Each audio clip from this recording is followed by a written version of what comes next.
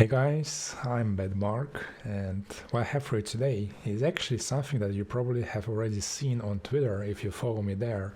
And if you don't, then you definitely should, because the people on Twitter were the first ones to find out about this.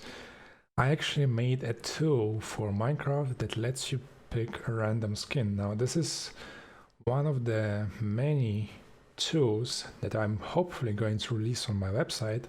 I actually already got one other tool that is done, and I'm going to work on some more today. And anyway, what I want to show you today is a tool to quickly get a random Minecraft skin.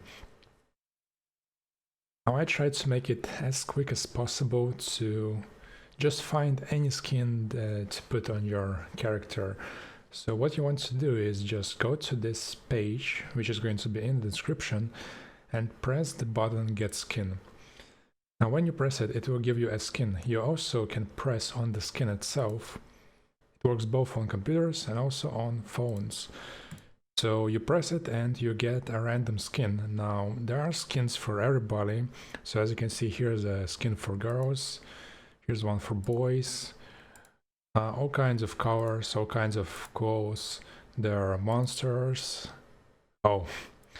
Yeah, there are some offensive skins, and this is totally random. I didn't expect this, but if there are any offensive skins which are really offensive, you can report them. The information about how to report it is on this page, but I mean, it's just a Minecraft skin. I'm pretty sure how offensive it can get, but I guess you guys can send me examples of that if there's any, because there's 1.5 million skins in this.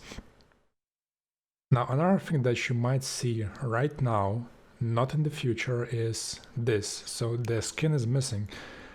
Now the reason for this is that there are so many skins that it is taking a really long time to upload them all.